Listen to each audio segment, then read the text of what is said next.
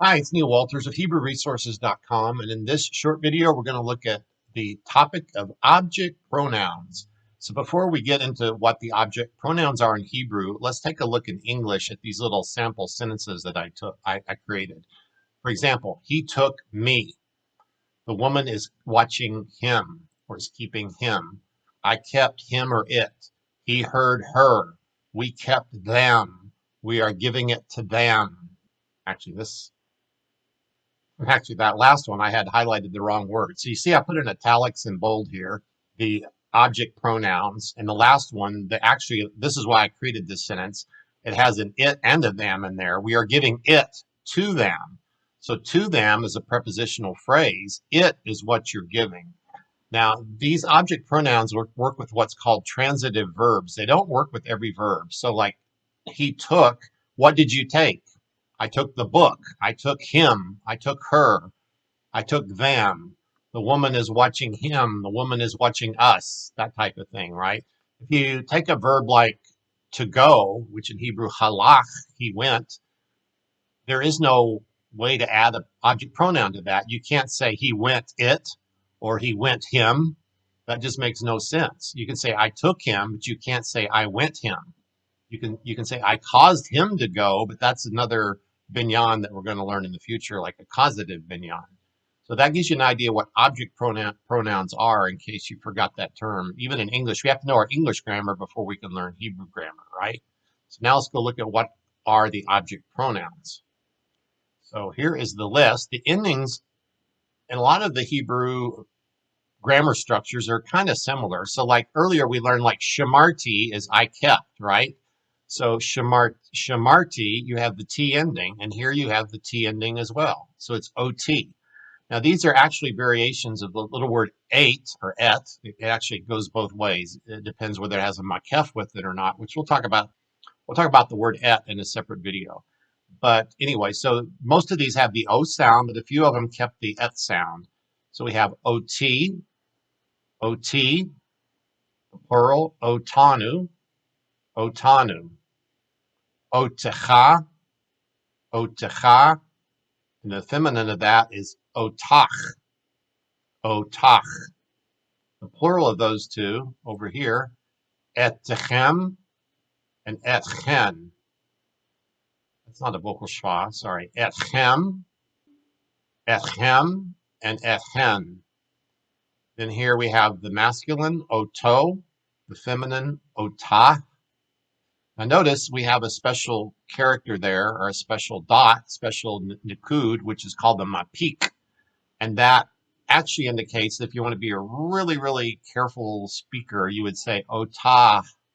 And you kind of put that little breathy H at the end of the word that's not on all H's or all H's, okay? So it's otah, okay? So when you see that mapik in writing, it's kind of a sign that it's usually third person feminine, okay? Like the other example of the mapik was on Susa, her horse, okay? Then we have over here the plural of those. So oto becomes otan, ota becomes otan. However, it can also be this word. So for some reason, there's two variations. So it can be otam or it can be ethem. It can be otan or ethem. Okay. So let's just review them all one more time. I'll go down the left column. Ot, otecha, otach, oto, otah, otanu,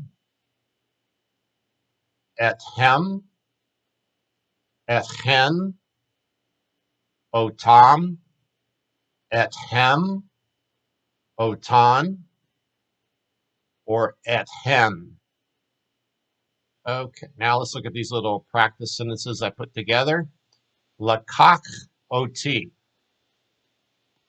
Lakach means he took. So the subject pronoun is the word he. That's actually built into the verb. Lakach is third person masculine in the perfect call binyan. Lakach ot. He took me.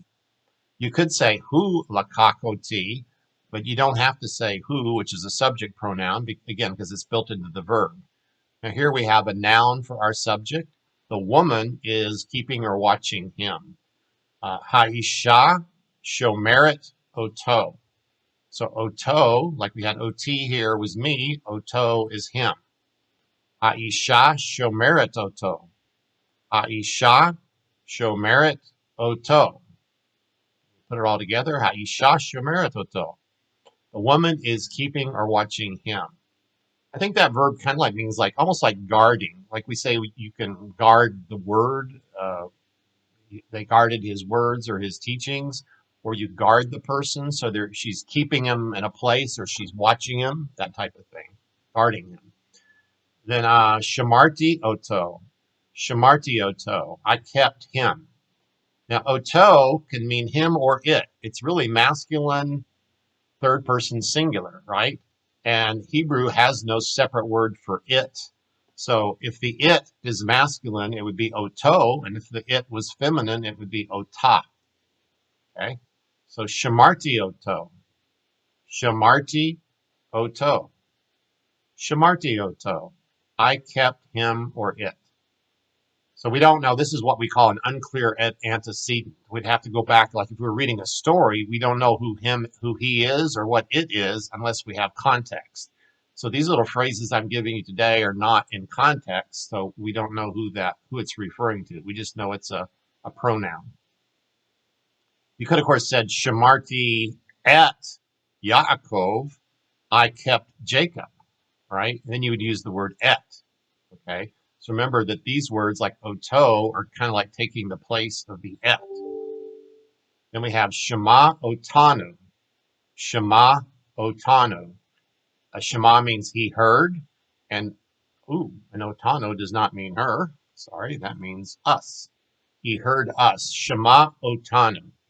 Shema otanu. The next one, Shamarnu otam. Shamarnu otam. We kept them. So the we is the new ending on the verb shamar. Shamarnu otam. Now notice this is shema and this is shamar. Different verbs. Shema means heard, and shema means heard, and shamar means kept. And the last one, anachnu notnim oto lahem. So lahem is what's called an inseparable preposition, and it's got an inflection on the end of it. So lahem means to them. And this is a confusing one, I think, to some new people, because when you give a gift, you give it to somebody. So if you said we gave him, in English, you don't have to say to him. We gave him the book. Well, the book is what you're giving, right? And so you're giving the book to him. You're not giving him, okay? So we are giving it to them. Anachnu is we. Notnim is the plural present. Notnim, we are giving. Oto is it. Lahem, to him. Now, in this case, we know it's it because you probably wouldn't say we are giving him to them, because you don't normally give people to other people, right? Unless maybe it's a child. So we are giving it to them. So that was a quick lesson on object pronouns. It's good to know them. And again, check the link below the video if you're interested in the course that I'm doing, probably kicking off in January 2023. We're going to have a self-study version and a Zoom version. We'd be happy to have you join us. The links may not be here immediately. They may not be there till like mid-December. So just check back and check the links below the video, and look forward to working with you in the future.